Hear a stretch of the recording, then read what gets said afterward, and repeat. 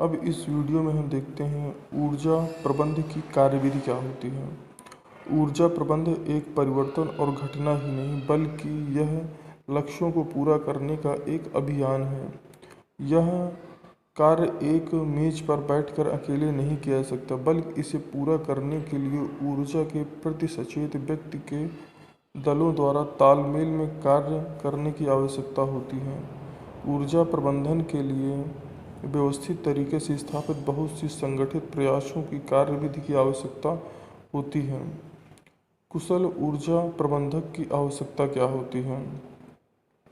कुशल प्रबंधक वह होता है जो जागरूकता की ओर ले जाए, सभी स्तर के लोगों को प्रोत्साहित करे और प्रक्रिया को बदले, ऊर्जा खपत के निर्धारित लक्ष्यों और रिकॉर्ड रखे और संगठन और मानव दोनों में ही परिवर्तन करें। अब आते हैं ऊर्जा संरक्षण। आर्थिक विकास की मूलभूत आवश्यकताओं में एक ऊर्जा है। समाज के प्रत्येक क्षेत्र जैसे कृषि, उद्योग, परिवहन, व्यापार या घर, सभी जगह ऊर्जा की आवश्यकता होती है। ऊर्जा की बढ़ती हुई खपत की जीवाश्म जैसे कोयला, पेट्रोलियम, प्राकृतिक गैस निर्भरता बढ़ती है। इनकी बिजली की आपूर्ति होती है। आज पर्यावरण के प्रदूषण, स्वास्थ्य की समस्याओं के कारण इन जीवाश्म ईंधनों की अपेक्षा स्वच्छ ऊर्जा के काल्पनिक स्रोतों के विकास तथा उपयोगिता की जरूरत बढ़ती है। जीवाश्म उद्योगों की बढ़ती कीमतों और भविष्य में इनकी कमी के गंभीर संकट से ऊर्जा विकास के एक स्थायी मार्ग के सृजन की आवश्यकता महसूस की गई है। इसके लिए दो सर्वोत्तम मार्ग हैं। पहला, ऊर्जा संरक्षण को प्रोत्साहन देना और दूसरा, पर्यावरण के अनुकूल ऊर्जा स्रोतों का इस्तेमाल करना। देश में ऊर्जा की मांग और आपूर्ति के बीच अंतराल को कम करने की सबसे अधिक लागत प्रभावी विधि ऊर्जा दक्षता को प्रोत्साहन देना, इसका संरक्षण करना। ऊर्जा संरक्षण कम खपत के जरिए उपयोग की जा रही है। ऊर्जा को यह अनुमान लगाया गया है कि लगभग 25,000 मेगावाट क्षमता विद्युत क्षेत्र में केवल ऊर्जा दक्षता के माध्यम से उत्पन्न की जा सकती है। ऊर्जा संरक्षण पर विचार करते हुए भारत सरकार ने ऊर्जा संरक्षण अधिनियम 2001 को प्रस्तावित किया है।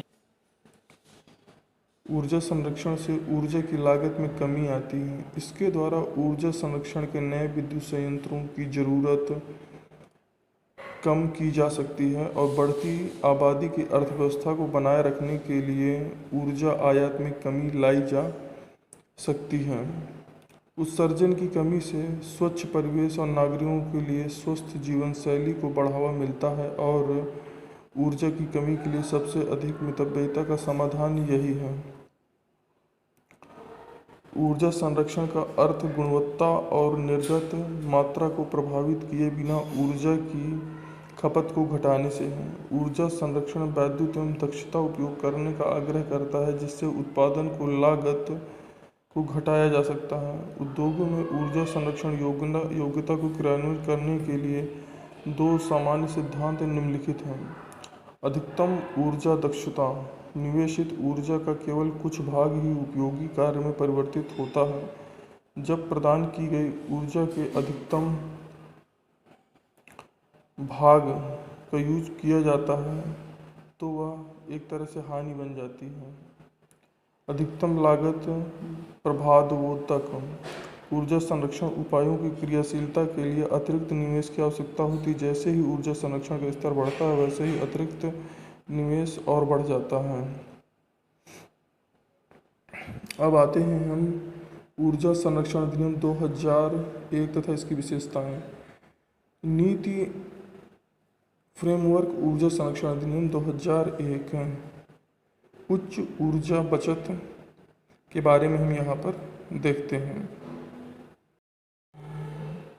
अब आता है राज्य सरकार में क्या कैसा होता है।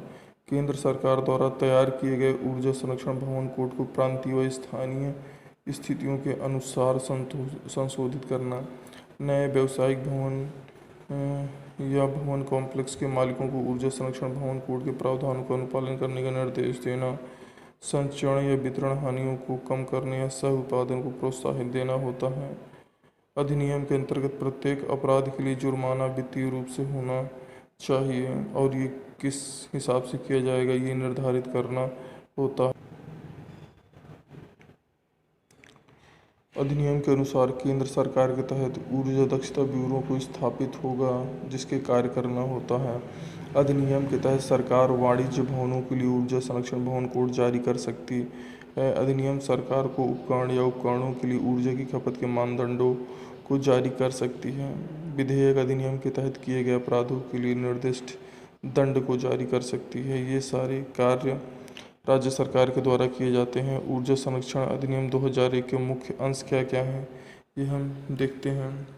इस अधिनियम के तहत ऊर्जा दक्षता ब्यूरो की स्थापना दिनांक 1/3/2002 को हुई थी।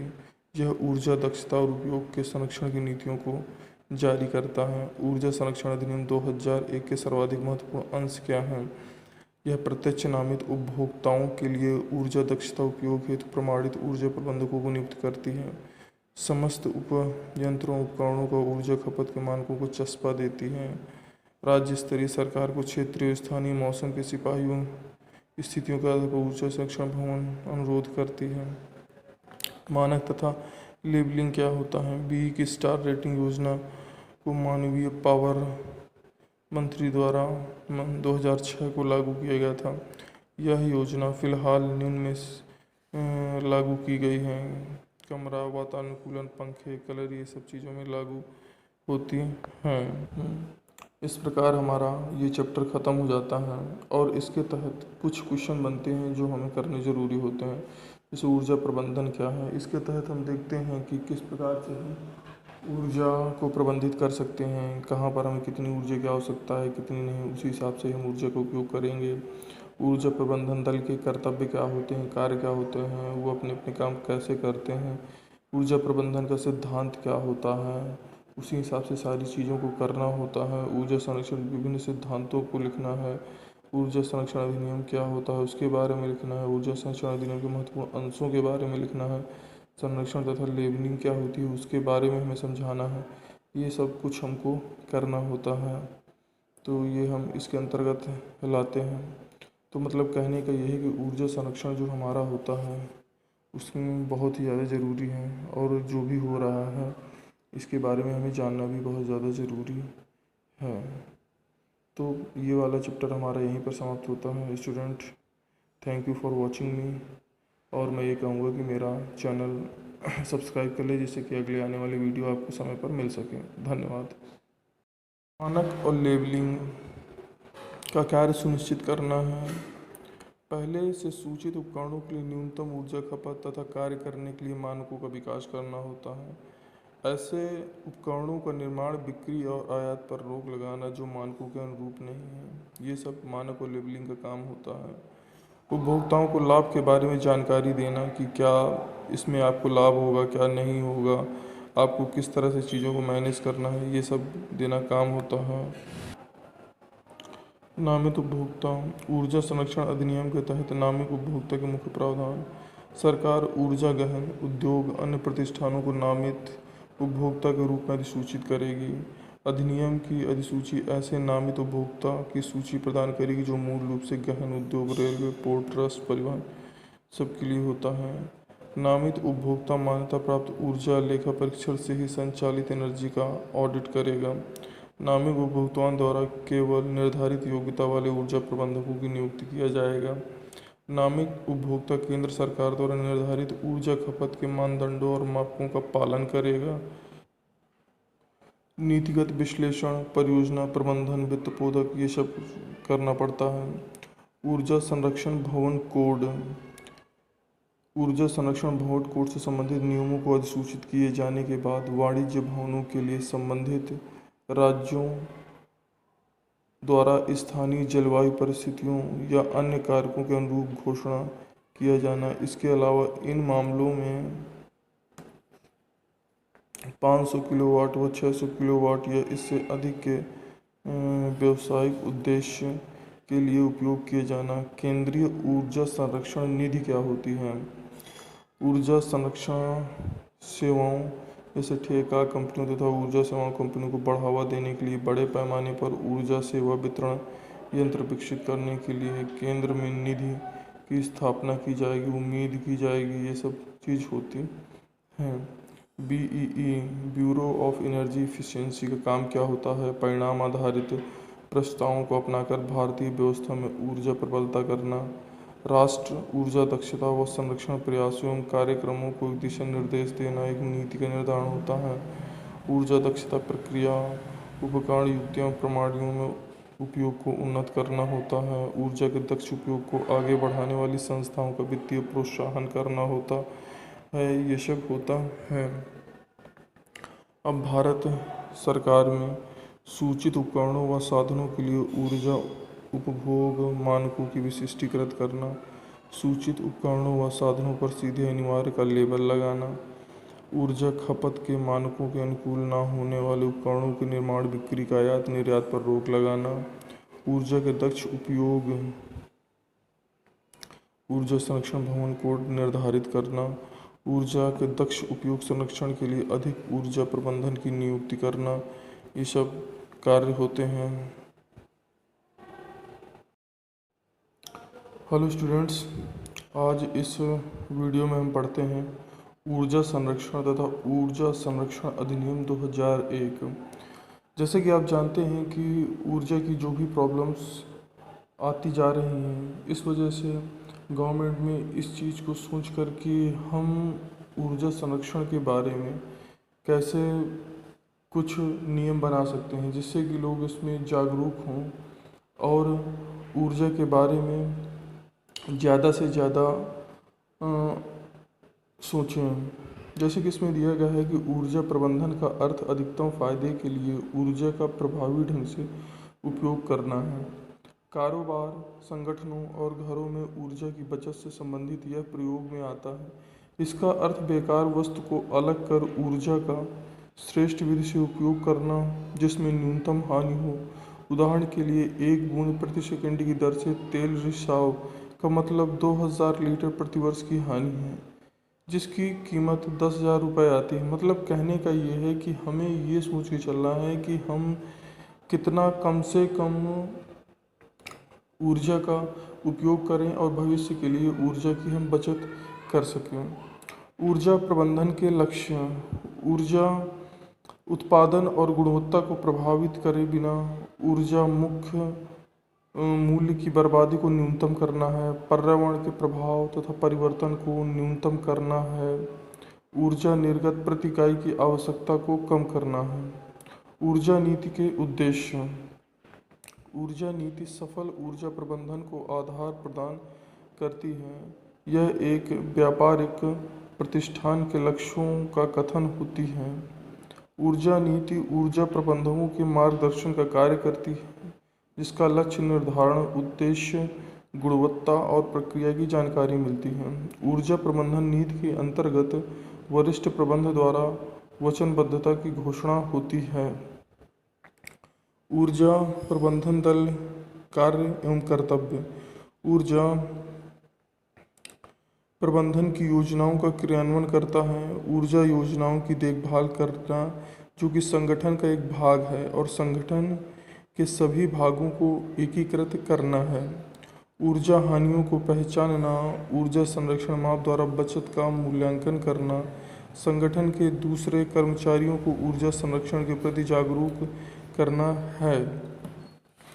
ऊर्जा प्रबंधन की जिम्मेदारियां और कर्तव्य: नियंत्रण और कम लागत के लिए वार्षिक क्रियाकलाप योजना बनाना, प्रबंधन की आज्ञा से संगठन द्वारा ऊर्जा संरक्षण इकाई को स्थापित करना, ऊर्जा मूल्य को कम करने के लिए योजना बनाना, लागू करना और उनका प्रबंधन करना, संस्था के अन्य कर्मचारियों को जागरूक बनाना और आंतरिक प्रयोगशाला शोध करना तथा उससे प्राप्त परिणामों की जानकारी संबंधित दस्तावेजों में बांटना, सभी कर्मचारियों के लिए नियमित प्रशिक्षण देना, ऊर्जा लेख परीक्षण करने के लिए बाहरी सरकारी विभाग को बुलाना, ये सब काम होते हैं।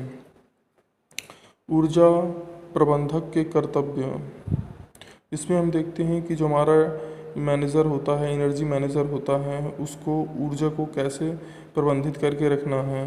मान्यता प्राप्त लेखा परीक्षक द्वारा की गई अनुशंसा पर की गई कार्यवाही और ऊर्जा खपत की जानकारी ब्यूरो ऑफ एनर्जी एवं राज्य स्तरीय नामित संस्था को निर्धारित मूल्य में भरकर भेजना चाहिए। ऊर्जा संरक्षण की सामान्य प्रवृत्ति का विश्लेषण करके एकत्रित सूचनाओं को रिकॉर्ड करने की अच्छी व्यवस्था स्थापित करनी चाहिए। ऊर्जा लेखा परीक्षा करने वाले लेखा परीक्षक के साथ सहयोग करना चाहिए। मांगी गई जानकारियां अधिनियम के तहत बोर्ड को देनी चाहिए। ऊर्जा प्रबंधन के सिद्धांत एवं कार्यनीति क्या होती हैं? ऊर्जा का उपयोग उसकी अधिकतम ऊर्जा क्षमता तक ही किया जाना चाहिए। सभी प्रकार की ऊर्जा आवश्यकता के अनुसार संभव न्यूनतम मूल्य पर उपलब्ध होना चाहिए। हानियों को कम करना चाहिए। ऊर्जा प्रबंधन की कार्यनीति के विभिन्न विवरण क्या होते हैं? उपयोग की गई ऊर्जा के प्रकार की जानकारी को सूचीबद्ध करना चाहिए। उपयोग की गई तकनीकी और मशीनों का अध्ययन करना चाहिए। आवश्यक तकनीकी और उपकरण की पहचान करना चाहिए।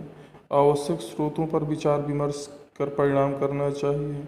वार्षिक पुनः परीक्षण करना चाहिए। मतलब कहने का ये मतलब है कि इसमें हम हर तरह से जो भी ऊर्जा के बारे में चीज़ें होती हैं कि कैसे उनको व्यवस्थित रखना है, उन सब चीज़ों के बारे में हम करते हैं।